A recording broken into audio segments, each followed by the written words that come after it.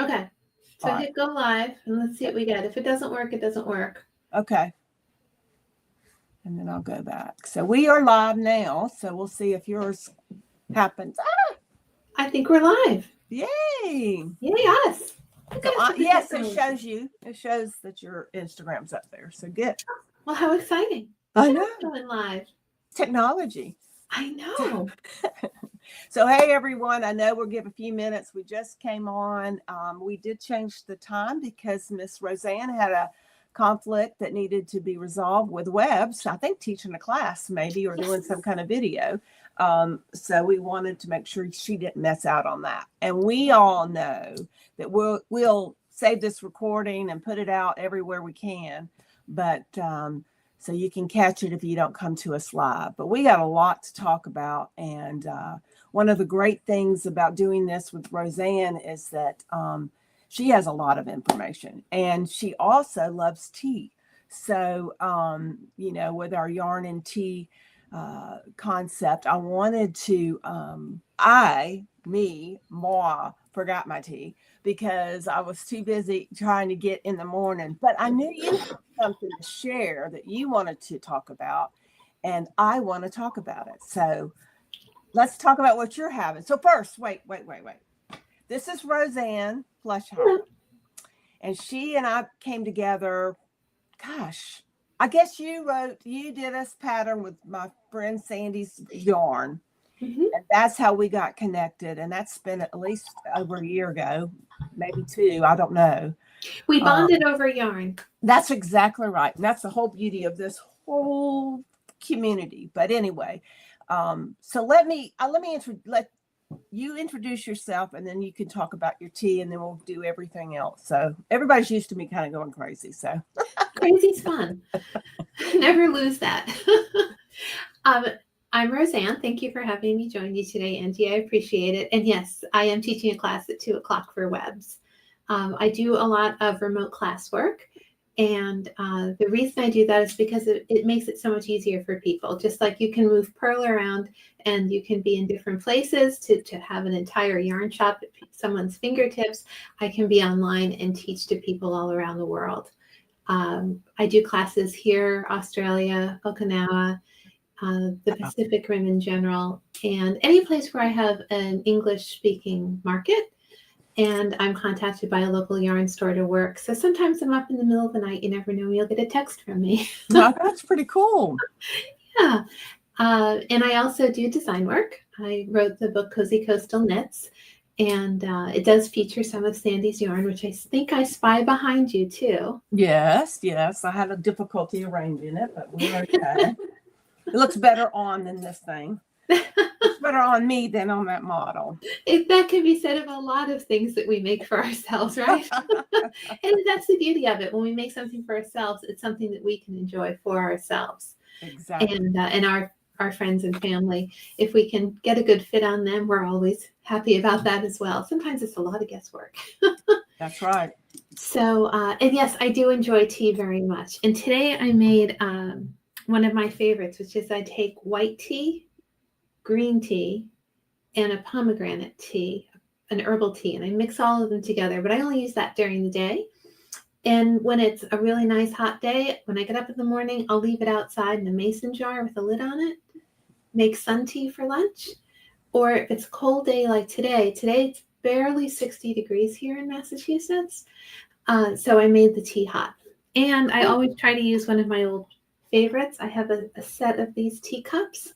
Oh, people ask me where my design palettes come from. They come from things in real life. I love it.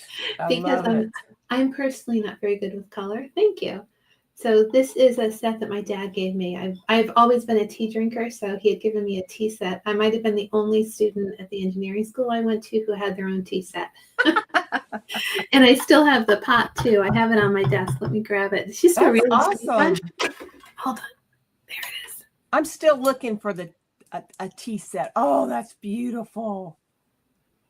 I love it. Thank you. And I made it its own little coaster. Oh, look at you. So the colors match. That is awesome. That way it won't slide around. Exactly. You know where I found some cups after a couple of them broke was I went to shopgoodwill.com. Really? And yeah, that's where I found a couple of replacement cups because you can imagine my 30th class reunion is now in the tail end of things. So after a good 30 years of use, sometimes you need a I few need a replacement pieces. Oh, that's pretty cool. What Yeah. is that is that a pattern for that little coaster, or did you just come up with it? Actually, this is kind of a fun one. Let me take the coaster out. Let's crochet. It is crocheted. Let me grab it. Oops. It's a granny square.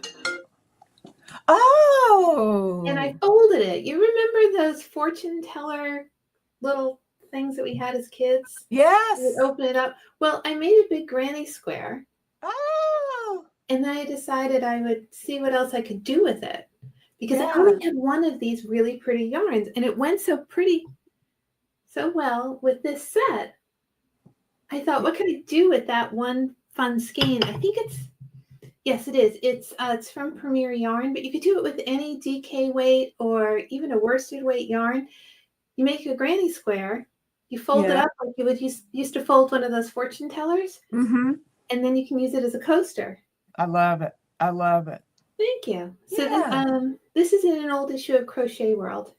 Okay. And there's a link on yes, there's a video in YouTube, in my YouTube channel, that shows people how to fold it, in case you've forgotten how to make those little things. Well, we'll have to post your link. I'll have to get that from you. And all right, we can do that. Yeah. But yes, I've always been an avid tea drinker. I also enjoy a good cup of coffee.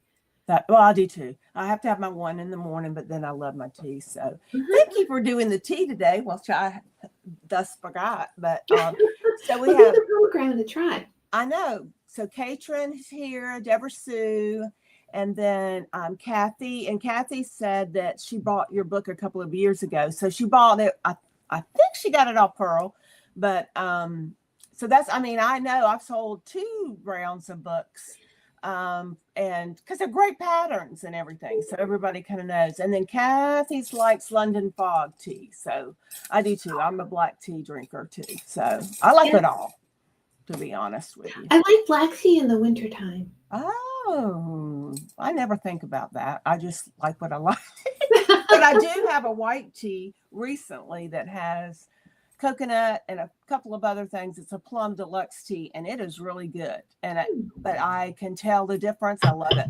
I love it. So, but good. All right. Well, we have we wanted to talk about so much today, but and we've hit on a few things. So tell you take over, because I forgot where you want to. You know, we got so much. You offer classes. We're going to talk about that. We got the books ready. We're going to offer books you can get offline my website today, right? And you'll autograph them. Yes, so, definitely. Put it online at the travelingyarnyogi.com and go to books, and you can purchase your book and get Rosann to autograph it. So, yep. But let's talk about that. Is that something maybe we can segue into, or? Sure. You like? First off, thank you, Kathy, for buying the book. Yeah. And if you have a pattern that you've made from it, I'd love to know which one it was or what you liked best about the book. But yes, I do have copies I love this book. for you. Yeah. And I think talking about Pearl's book has really been through the ringer, and then you said yours was too. So. Well, this is the one. This is the one that was at my mom's house. Nice and clean and fresh, because my mother doesn't knit. She just shows it. She used to show it off to all her girlfriends. But this is my copy. Yes. And my copy, I have had the good fortune of doing a lot of book signings in person. Yes. So if I sign a book, other people sign my book. Oh, so I love that. And then it has a lot of different notes that people have added, like if they liked something in particular and then they said, hey, you know, when I made it, I changed it around like this. I would write in the book what they changed. Oh, good. So that if other people had a similar question, Yeah. then I could address that similar question by saying, oh, well, someone else made this and she liked making it, but she made this part longer or she made this part shorter. And it's also been really good for a few of the men who have bought the book and have wanted to make things for women in their lives. At least then I could say, oh, yeah, so-and-so, I remember they made it like this and they made this modification. So, well, I think it's full of patterns. And someone told me a long time ago that if it was worth buying a book if you had at least 3 to 4 patterns that you would make. And there is a lot more than 4 patterns that I want to make in here. I mean, there are plenty of them. And of course, I was partial to cozy colors, but at the same time, you know, any fingering rate, sport weight, DK, and you have already said that you can adjust the yarn and substitute it. If it's calling for fingering, it's just going to adjust weight, needle, and then you can make your own version. So exactly. The idea was to make designs that were easy for people to make in a social setting. Everybody was just starting to come out of their homes and, you know, starting to meet in public again. And it was nice to be able to say, here's a book. If you don't have the yarn or you can't get the yarn, there's a whole chapter on yarn substitution. You can make these patterns while you're sitting around the fire pit or while you're at the coffee shop with your friends. They're not fussy or difficult to do. Like even the one that I'm wearing, this one is, I used a DK weight yarn to make this in the book. It's a Santa Monica tank top, but I remade it in a yarn that I can wear every day. So the concept of yarn substitution, I think, is very important because a lot of people do keep a stash of yarn that they may have bought on vacation. They may have just gone to a local yarn store and saw something pretty. And part of the experience of working with yarn is being able to use it in a way that's meaningful, right? So maybe it's making a bunch of granny squares and making a memory blanket. I did that when I did the book tour. I had started to actually work on the next book, which is going to be in crochet. I bought 1 skein of purple yarn at every store I signed books at. So I made a purple granny square sweater, which I don't have right here right now because it is at one of the local yarn stores for the next yarn crawl that they're doing here in Massachusetts. But it's just this process, right, where we go and we find something. Like when people come onto Pearl and they just see the most gorgeous skein of yarn and they're not sure what it wants to be, right, they may pick up a few skeins and then it waits until the right project comes along. And by understanding yarn substitution, people can actually use that yarn and apply it to a different project. That's exactly right. I love it. So like the 2 behind you? This one actually is, so if you have the book, Kathy, if you look at the Nauset Beach Bandana, Angie, do you remember what page that one's on? I'm looking. I dropped the page and then I know Kathy had bought yarn to make the poncho just like I have behind me. But then this one has been calling to me because it looks very quick and easy to do. Oh, it's right here. It's on page 75. So it's the Nauset Beach Bandana, and the original was done with a yarn that is closer to a fingering weight. But I thought, well, why not try and use a sport weight to make the same thing? So I did. Yeah, I think sport look great. Look at that. That's beautiful. Thank you. And the idea is by having the pattern that's easy enough to do and about the same amount of yarn. This was a little bit more yarn than the Nauset Beach Bandana because I wanted it to be a little longer. Right. I kind of feel like if it's a lightweight fabric, it can go in a bunch of different directions. But if something's heavier weight and I need it for warmth, I want it to be a little bit bigger. So if you see that one, you see it comes down to about here. But this one comes down further. If I stand up with it on, you'll see it better. See, this one comes down almost to my waist. And I love that because those are easy to use. I like using Jules' little, I've really got into trying to style with some of her stuff. And she has great, the pins? Yes, the pins and those little stud buttons. and I am trying to make a video to show different ways, but I'm still playing around. She's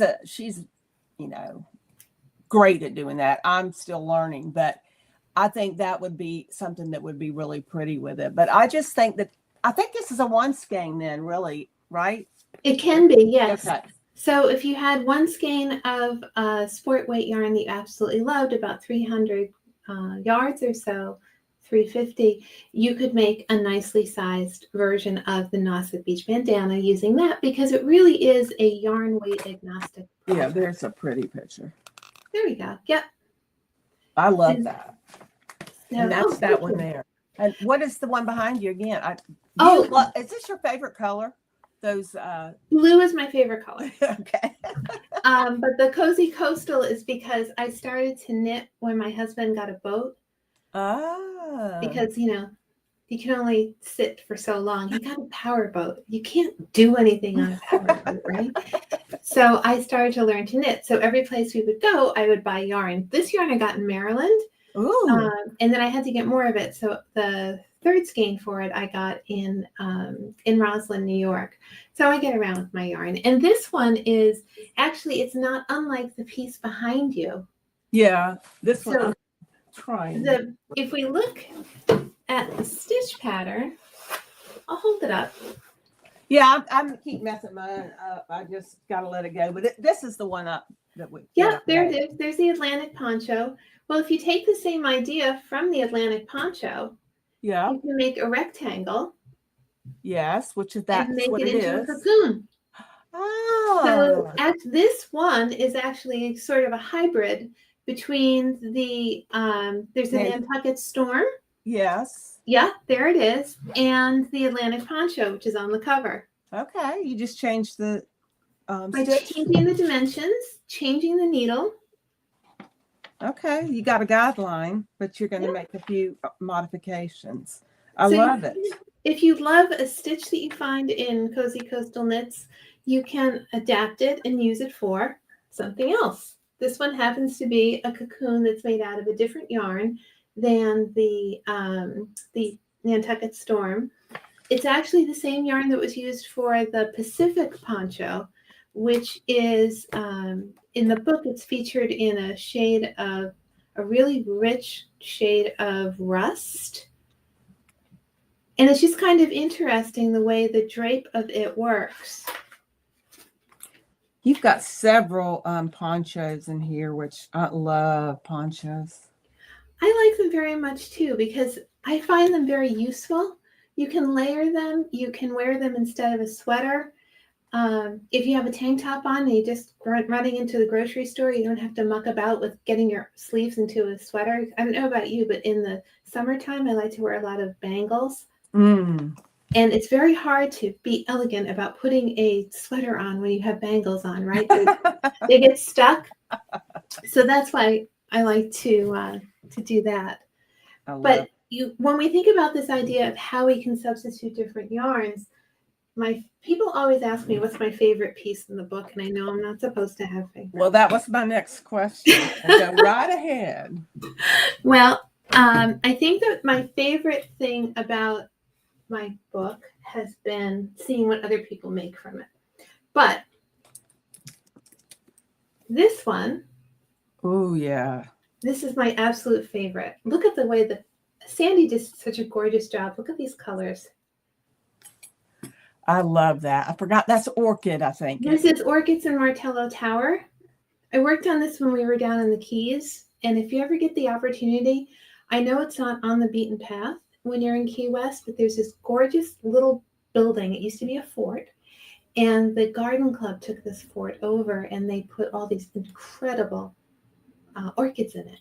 Oh, wow. And the other thing they do, and you'll like this, is they do yoga classes there in the morning. Oh. So, imagine you get up before everybody else, you put on a nice wrap, and you're going to take a yoga class. That's my favorite time of the morning. Here it is. Here. Yep, there it is. And it's a very similar pattern to the East Bay Bicycle Path shawl that's in the book, too. So this one is a worsted weight. And the East Easily Bay, do DK. you could easily do it in DK, you could do it in sport. The idea is that the yarn itself can start to tell its own story. Right. So the stitch pattern is a little bit hidden in all of the activity on this yarn. But if you did it in the solid, you would really see these ladders more. And that's kind of like this one, which is the other shawl you were talking about, right? Exactly. So that's the East Bay bicycle path one. And so the East Bay bicycle path one is, that one's done in a silk roving, but you could just as easily do it in a DK or a sport weight. Okay. And then you'd have a piece that you could enjoy. Well, if you made two of them, you could make it a poncho. That's true. Yeah. But you could enjoy wearing it through a more, at least up here, a more extended season. Well, I love the way you've wrapped it. I don't know if people can see. Oh, yeah.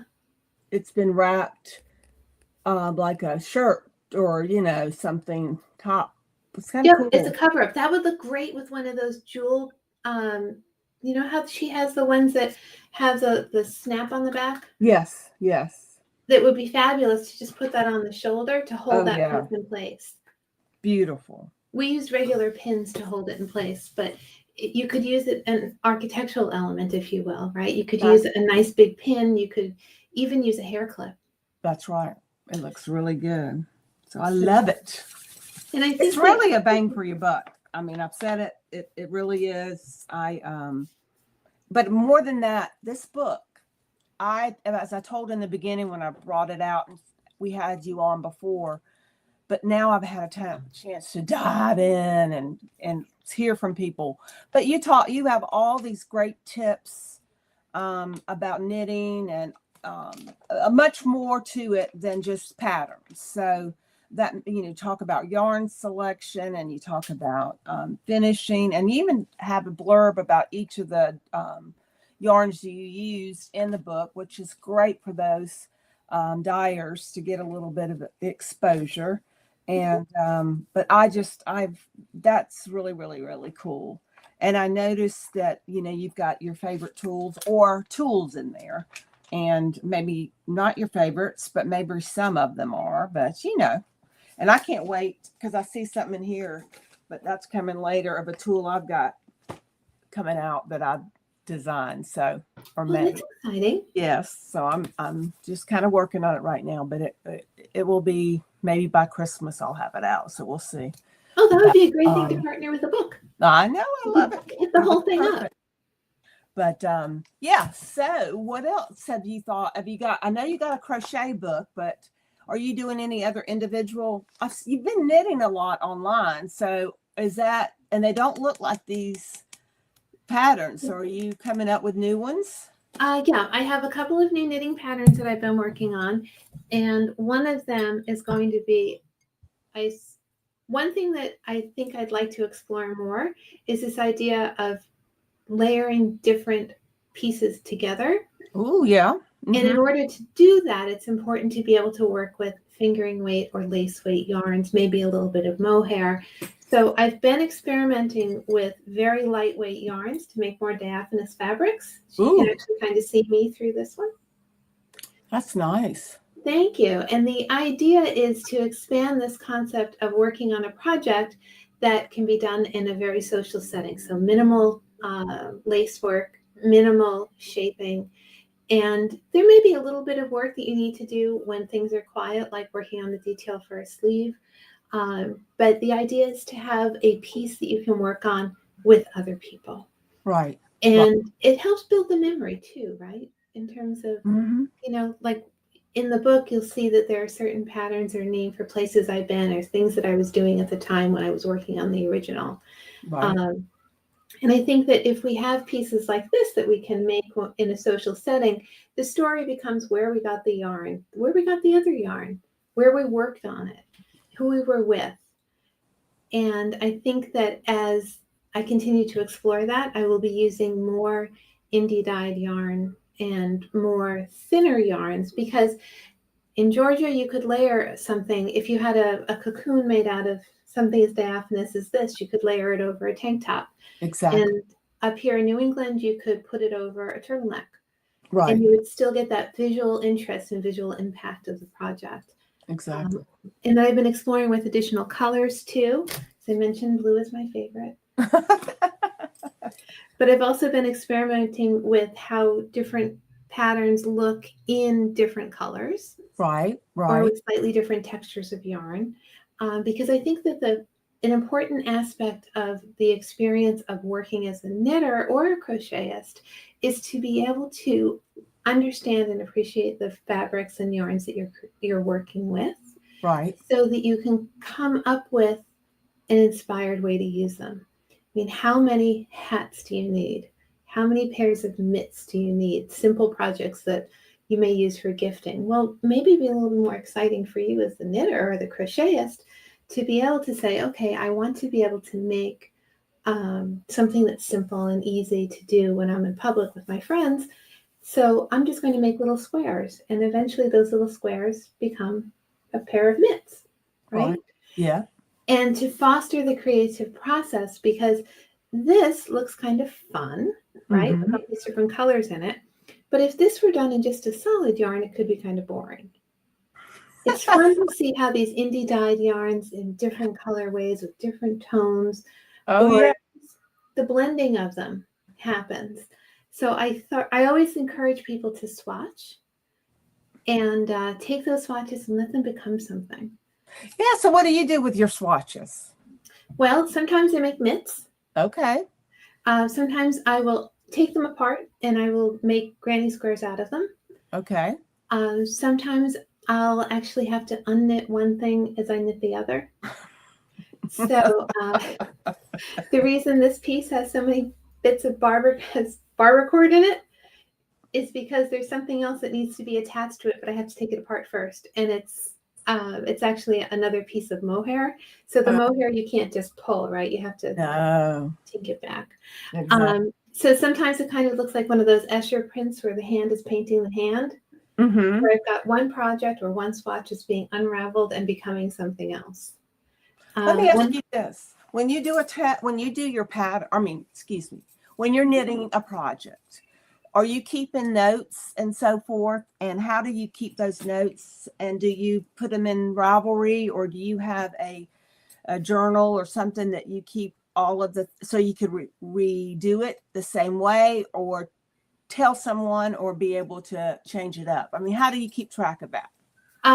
That's a great question. If it's a pattern that I've already made and I've already got published, like the patterns that are in the book, when other people provide to me feedback, I will add the notes directly into or onto either the printed pattern, if it's a printed pattern I've sold, or I'll write them right into the book. Okay. That one copy that has all the signatures in it. The other thing I do is I'm a big believer in paper. I have paper journals. Do I have one? I do. Hold on. Let me get it. Excuse me. When I was at H&H last year, actually, somebody gave me this one. The ladies at Riley Blake had given me this one. Oh, yeah. Let me see. So I have it, and I will write into it and make my notes on particular designs and different ideas. Okay. And the reason I like journals like this is because with the spiral, I can then insert other things into them too. And when I put them on the shelf, I can actually write on the spine inside what it was. Like if this was all about tote bags, if this was all about sweaters, I could actually use a pen and get in between the rings to write down what it is right on the spine. Okay. So do you have one for hats, you do have separate ones? Okay. Yeah, I have separate ones, and then I also have I'll take, if I have something that I'm working on and I decide, you know what, this would be a great pair of mitts, like I did with the I have a hat and a pair of mitts that are both the same stitch, but one's done in the round and one's done on the bias. As I was working on the hat, I thought, well, this is really kind of cool. I wonder what happens if I do it the other way. I didn't have the mitt book with me. So I wrote it all in there. And then because these books are all spirals, I was able to pull the pages out of one and tape them in the other. So it becomes kind of a scrapbook of history too. Yeah. And then something else I do with my swatches. Hold on. Oh, that's adorable. So after I'm done with a particular collection, this was actually the swatch for a swatch for the next collection in my next book, the crochet book. It's I know. What have you done? Starched it to death? no, you can't starch. The problem with starch is that starch will sometimes get corrupted and become rancid in some way, so it'll mold. Right. But this is Mod Podge. Oh, wow. So I took my swatches from, as I've done them one at a time, if I haven't had to undo them to make them part of the project, I have made them into Christmas ornaments. Oh, that's nice. So I'll have those on the tree this year. But yeah, I use Mod Podge on them to tighten them up. You could also do the same. Remember that? Let me grab it again. Remember this? Mm-hmm. We were talking in the beginning. Yes. You could Mod Podge on this and make it into a little candy dish. Oh, wow. And it would stiffen it up. But yeah, I don't like to use starch if it's going to be something of a more permanent nature. Yeah. Sometimes if it's something that I'm going to wear, I may have to starch the collar. I may have to put a little starch in it to stiffen it up for the photo session. Right, right. But I do find that swatches can be a really good way to build memories too. And sometimes I will put the swatches in the notebooks as well. Yeah, I've been doing I've been taking every time I have like some scrap left over from, and it's a yarn I'm going to carry for a while, I'll try to do different needle sizes, and do a swatch and show the fabric. My goal is I've got a bag of them, and they're actually on Pearl now, but they've got a tag on them. But what I would like to do is display them. So somebody, but they're not fancy looking, but it's just enough to kind of say, okay, this is my stitch count but this is typical fabric. If you're going to use a size 6 of cozy fingering or size 8, so I'm trying to build that so that folks can kind of see what the differences are, when it's time to look at it. So I think swatches can do quite a bit, tell us a lot of things for now, for the future, especially when you go, gosh, this pattern's a 6 on which yarn, and then I can go through my swatch bag and say, oh, I did that stitch count using cozy with that needle size. Okay, I can at least start out with that, because I don't know how many times I'll grab another and it'll take forever to figure out the swatch, the gauge, because it's just a little off, Exactly. The other thing is that when you're doing your swatches, they become part of the story that you can use going forward. Right. I like to keep, if I have a class that I'm teaching, like I do teach a class in granny squares, I have a notebook that I can probably reach it. I have a notebook that I have all of the swatches in for the projects that we talk about in the class. Yeah. And I also have swatch collections of different yarns that I've worked either flat or in the round. Because flat versus in the round, the colors in different tonals will present themselves differently. Exactly. I can probably reach it. Hang on. Yeah, get it. Because I saw I am excited that maybe you can do a few of our classes online. Oh yeah, that would be a lot of fun. Like I said, most of my teaching is online. Here it is. And I love the idea of having a crochet, a granny square class. And I just wonder if a crochet or would like to learn knitting, and you have that opportunity too. So I thought that would be fun. Knitting for crocheters and crocheting for knitters. So I have a notebook like this. Good Lord. And yeah, this is the one for the granny square class. So I put the pattern and the swatch together. Okay. So that people can see, there's an opportunity to actually see, touch, and explore. Well, what would it be like if I did it in one of Cozy Coastal's colors? So if we use Cozy Colorworks, this is This one I did in a worsted weight. This swatch is the worsted weight of, I believe the color is navy. Yeah. But the navy comes in you can get it in all of the different weights of yarn that Sadie dyes. But the idea was, well, what can we do once we've learned this stitch? What patterns can we do with this stitch? Right. So we talk about this stitch in the context of making a sweater, making a scarf, making a shawl, making a poncho, and then how we can possibly use that same stitch and same skill, but with a different yarn. Beautiful. So to be able to, put this back, using these little, let me grab another one. So by using these sleeves, yes, and just an old school 3-ring notebook that you probably have lying around somewhere, right? You can put together the pattern and the swatch so that people can actually get a good idea of, well, what can I do with this new skill? Yeah, exactly. And I think it makes the exploration more interesting, not only for the students, but for me. Right. To be able to then go back and say, well, what did that Cozy Colorworks worsted feel like when I did it versus when I crocheted it? Mm-hmm. And That's a good point. Having that information all in one place in a way that's accessible can be very helpful. So I'm a big believer in swatches. Okay. Well, we're definitely going to get together and talk about classes for the next quarter and two. So that will be good. I have a couple of people who are saying, I know Kathy talked about, she mentioned that that's how she buys the book. She's got it. You've got a lot of patterns, and she loves to have that while she's visiting with others. And then she also says her favorite colors are blues and greens. So that's kind of, and it's all over the book. But Victoria is my crocheter on, and she wants to know when your book's coming out, and do you have a name picked out yet?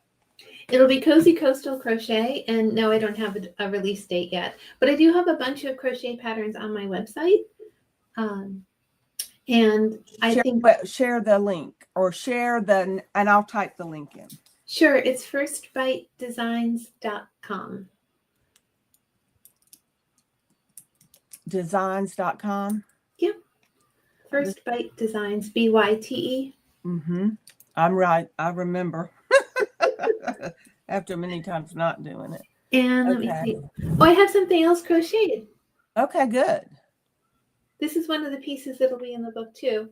It's in a hand dye that a friend did. So but it's that idea of exploring how we can use different yarns. This one is a mohair, which is a lace weight, and this is a fingering weight. Beautiful. They've both been dyed in the same colorway, but come out different. And they look very different when they're dyed on different bases. Right. That's awesome. And this is the crocheted one, and then this is the knit that we showed before. Beautiful. Things just can present very differently depending upon if you've knit with them or crocheted with them, which is why it's nice to save those swatches too. Yeah, exactly. Unless you want to Mod Podge them and put them on your Christmas tree. Yeah, I can imagine. That would be fun, but I tend to, you could still make just a bunch of granny squares and make them that way. So there's so much I think you can do with that idea with Mod Podge is kind of cool. I'm thinking about a few things myself that I've made before that it would be nice just for them to not curl up, but be out. Sit flat. It's good for making little, I don't have one right here, but we also do a class in making crocheted boxes.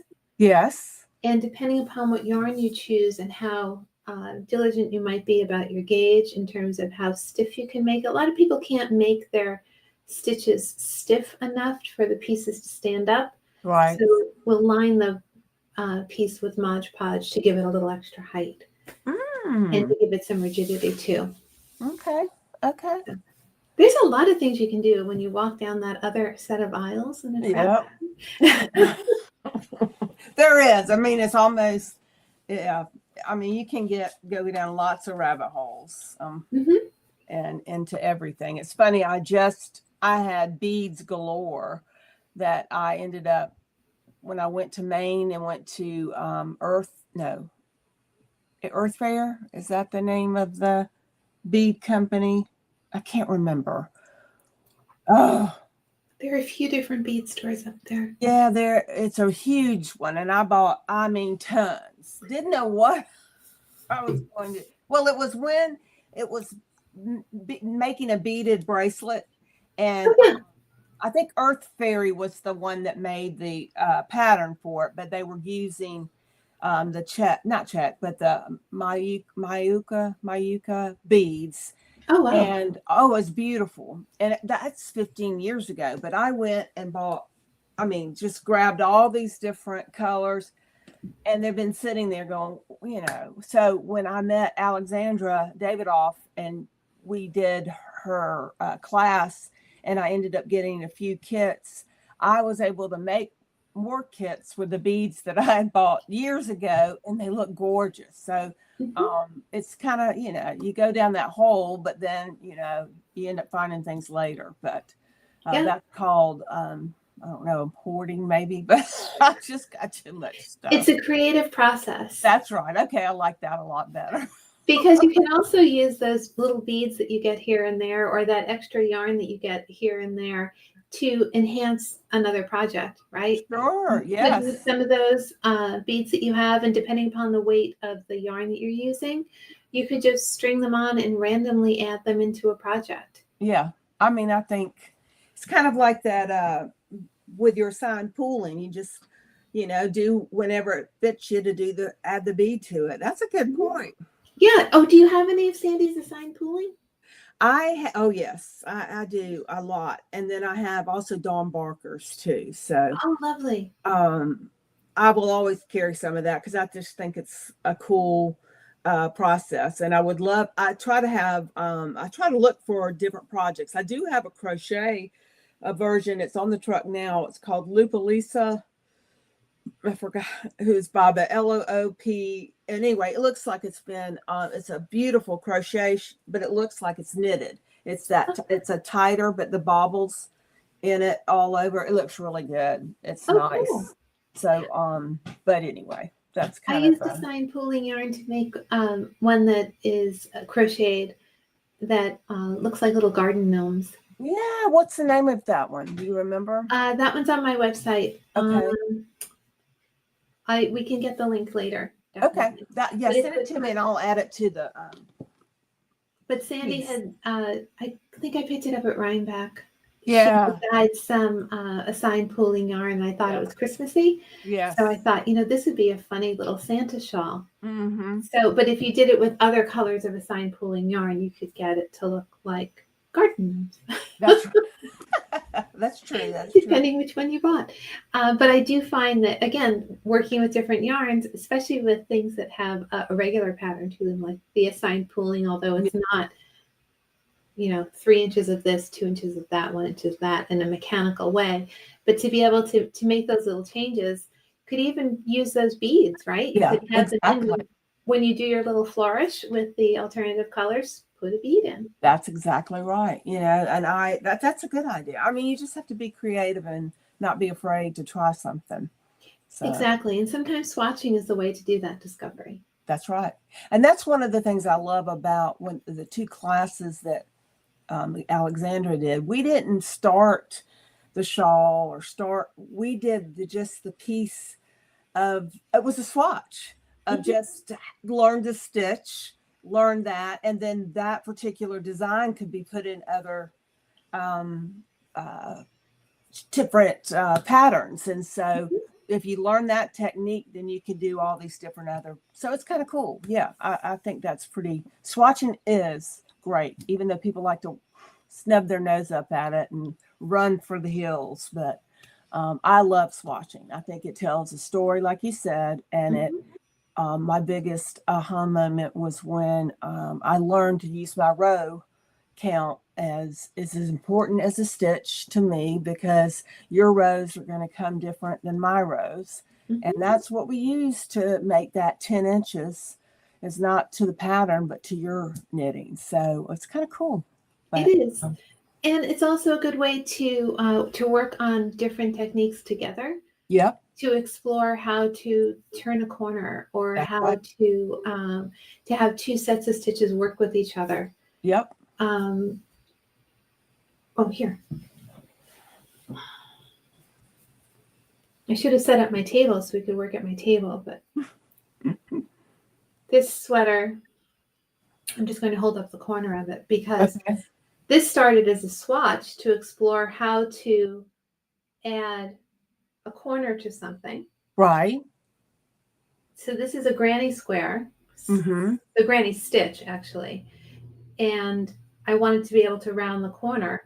So Right. I explored in different yarns to figure out how we could use this granny square concept and then work it back and forth in rows, and then how to add a border to it. Okay. So I swatched it so many times that I thought, that could make a really cool sweater. And it did. Wow. But I wouldn't have been able to have come up with this way to work my edging if I hadn't taken the opportunity to swatch it first, because who wants just to make an entire sweater, right, just inch after inch after inch, put a border on it and then say, no, thank you. And have to pull the whole thing out, especially not when it has mohair in it like that does. But, if you take a swatch and you explore the idea of working in the round, and then how do you work back and forth in a complementary way, it's not as big of a time commitment. Right. And you can also decide whether or not you ultimately want to make the whole project. Exactly. So I always encourage people to swatch, if for no other reason than to explore how the cuff may be picked up, or how the button band may be picked up. Right. And do you really like it being picked up every fourth stitch? Well, maybe your gauge, you want it to be every third, and that's the opportunity you have to make sure that can occur. That's right. That's right. Well, Rosann, I thank you for everything today. Did anything else that you had, or did we cover most everything we discussed? I thought we did, but I think so. Okay. The only other thing would be to also let people remember that they can, now that I have the crochet notebook out, I just want to pull out one other thing. Sure. Is the idea of how we can explore using two different crafts. Ah, yes, I see. So we have a granny square. Yep. And ribbon can be a little bit tough in crochet, but if you knit your cuffs, you can use two different crafts, which is this one we actually work on in one of the crochet for knitters classes. Right. Okay. Because this idea of being able to take two different techniques and put them together, and what is the cadence of picking them up? It's using a swatch is critical to understanding how one person's work may be influenced by their stitch count, whether it's the row count or the number of stitches per inch. Okay, that's very cool. But I think it'll be fun to do some virtual classes. Oh yeah, we're going to do that. We're just going to get together with our calendars and figure out what's happening. So absolutely, maybe get some kits together too, so everybody has the same materials and we can see how different things work. Absolutely. Well, thank you so much, and thank you guys for joining us. I think I got everybody, if there were any questions. But like I said, I'm going to get this posted, and it'll be on all 3 channels for folks to review. So we'll check it out and see if we get any other ideas from them. So, but thanks for coming. I appreciate it, and making time, and good luck with your class this afternoon. Thank you very much, and thank you for accommodating the schedule change. You're welcome. Bye, Rosann. Bye, everybody. Bye-bye.